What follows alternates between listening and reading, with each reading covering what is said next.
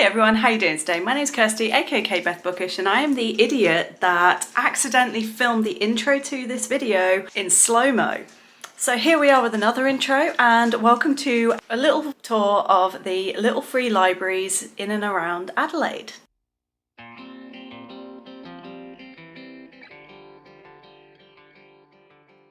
Ren had a whole bunch of books that they on hold, and we were like, well, let's go do some little free library hunting. And so it was a case of we jumped in the car, I pulled up the map and we found the nearest one to us. We went to it, and then so on and so forth until we did a whole bunch. And once we'd ran out of books, we came home. I did have a much better intro to this. But like I said, I accidentally recorded it in the slow-mo mode on my camera, so it was unusable. But anyway, here is a little snapshot of the places we went to, and then thankfully at the end I did record in proper mode for the what we got. So sit back, relax, enjoy, and come on a little free library tour with us.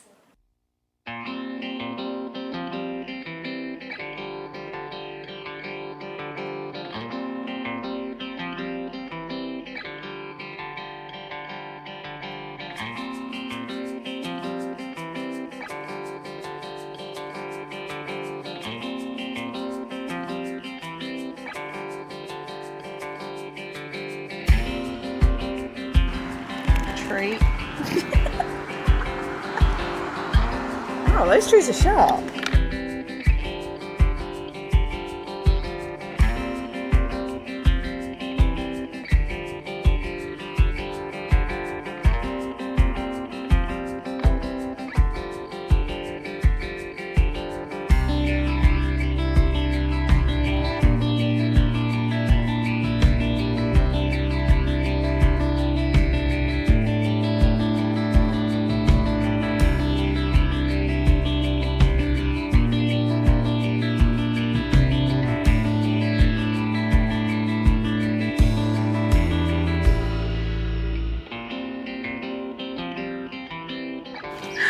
Stickers.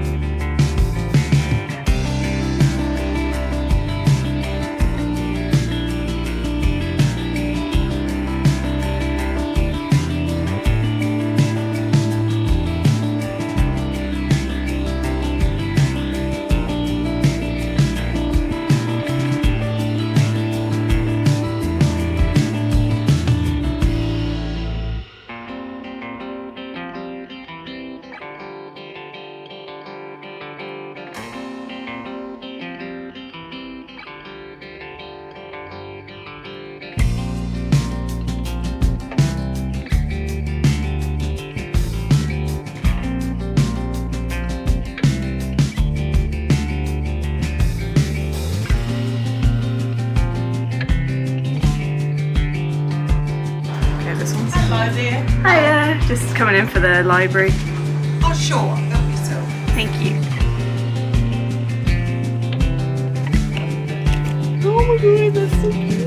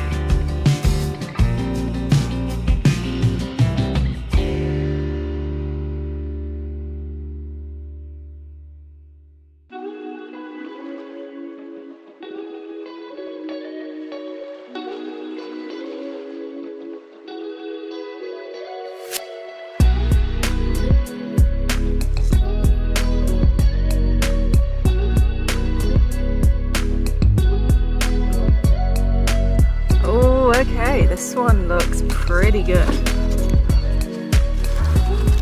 my god, you know what's hilarious? This was mine. And I've never been to this, but I know it's mine because I ripped that library sticker off. And I've actually thought about that, so I might take that back. I mean, I did just look at it and go, ooh, hello. I unhold that. I unhold that. And that. That explains why they're all in such good condition.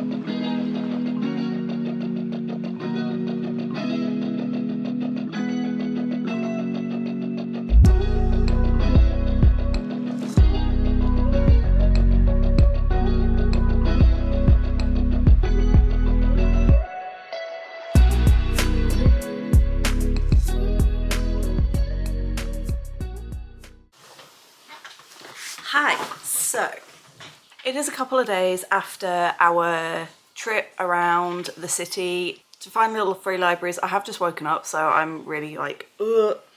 But we also, well, I also, because Ren can't eat anything from there, but I had my first KFC out here. And there are things that I really, really love and prefer to England. There are things I really, really don't love. Like their box meals are so good, where you get like the little bread and the little pot of mash. Unfortunately, the mashed potato is awful, but the gravy was absolutely gorgeous and far better than the English one. And they also have these chicken slider things that we don't have in the UK, and oh my god, I'm already craving them. They're just so good. Anyway, that's not what we're here for. You're here to find out the haul. Some of these were purely for me. A couple of ones that both of us had an interest in, and one was one that I took off Ren's unhaul pile for a present for Christmas. So we have 5 books, which I think, for me, is very, very good. The one that is a present, oh no, 2, so only 3. And only 1, I think, will be coming home, and even then that's a very possible not. But we have Treasure Fever by Andy Griffiths and Bear Grylls' Gold of the Gods. My nephews, they both love reading, and these seem pretty fitting for sort of like the 9-year-old especially. So I just grabbed those thinking maybe they might be of interest, and if they're not, then they don't have to have them. One I did take from I think the second box we went to that had the really cute designs like the Alice in Wonderland painted on the side. It's one of Australia's funniest and most successful writers, so that's probably gonna, he'll probably enjoy that. And then the Bear Grylls one is sort of like an action adventure one, and this is one that Ren was unhauling, and when they took it out of the bag I was like, oh, actually I'm going to keep that for my nephews and see if either of them would like it. So, you know, it did come back into Ren's house, but not going back on their shelves. I then saw one that ended up becoming an absolute impulse pickup, and this is the one that is probably going to shock most of you. It certainly shocks me still that I even considered it and that I picked it up, and that is Powerless by Lauren Roberts. If it wasn't free, there is no way on this planet I ever would have picked this up. But I have heard good things. Why is the writing so small? Oh my god. I know there are a lot of people who love this, but certainly on like the Facebook groups that I'm in, I seem to see more and more and more people saying that they didn't like it.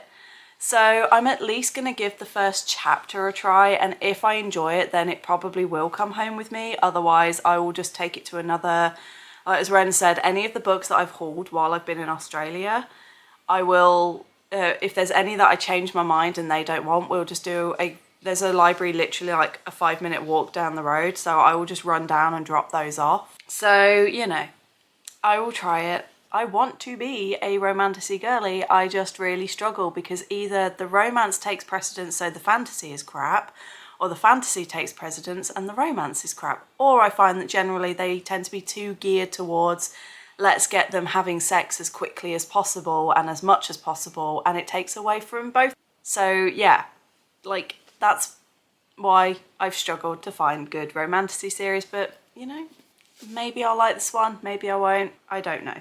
But the one that I picked this one up, it was probably my favourite one because not only was it like really well kept and really well stocked, it also had a couple of little pots, like they even were giving away little teddy bears, like little squishmallow things, and they had bookmarks and stickers and little things saying Happy Christmas.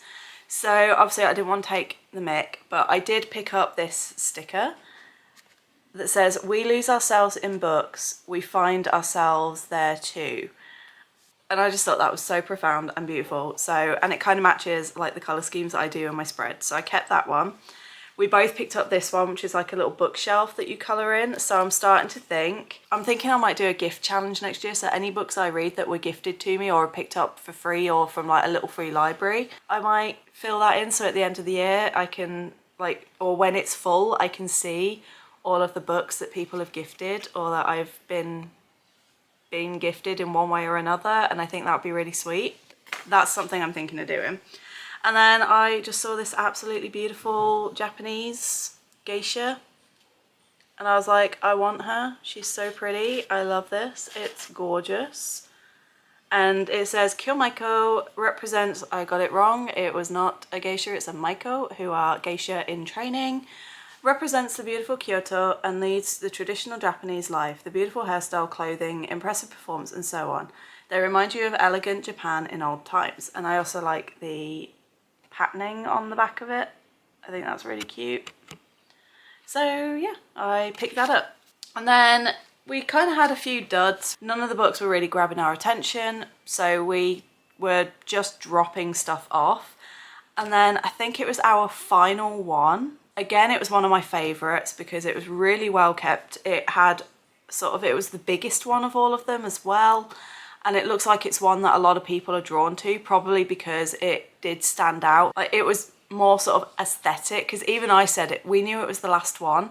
So I was like, let's find one that looks more aesthetically pleasing for the video. So I feel like people have had other ideas as well with that. But it was like this really big sort of 3-shelf one that was like painted red, and as we opened it, Ren went, huh, those, I've never been to this little free library before, but those are my books that I put in another one. And I was like, no way. And they were like, yeah, because I recognise the way that the stickers have been peeled off. They're like, that's exactly what I did, and so it's a bit weird to think that that's not mine. And then they found a second book and they were like, this is absolutely from my shelves. So hilariously, 2 of them are coming back, because then Ren was like, actually, I'm still kind of interested in both. There was The Goblins of Bellwater by Molly Ringwald, which I think they said they've read before, but they were, I can just ask. Did you say you'd read that one? They hadn't read it yet, but it was one that they kept thinking about, and then when they saw it, they were like, oh, fine, might as well. Especially when I also picked it up.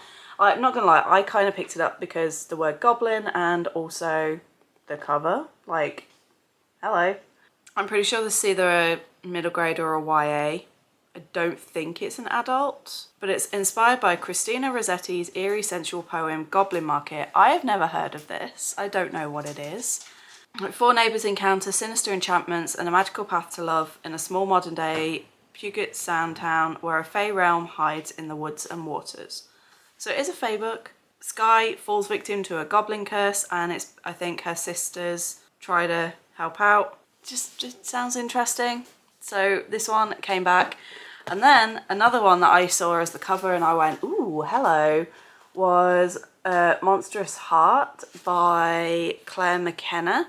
And again, Ryan was like, oh yeah, that one was one of mine. I was going to, because I saw that it was like oceany and watery, I was gonna put it back, and then Ren was like, because ever since we got on the ferry at KI, Ren was like, I really want to read something like siren-y or dark underwater and evil mermaidy, and that's pretty much what this is. And they were sort of like, oh, I have been in the mood for like a dark gothic underwater, and I was like, thanks, because I've been looking for dark gothic books.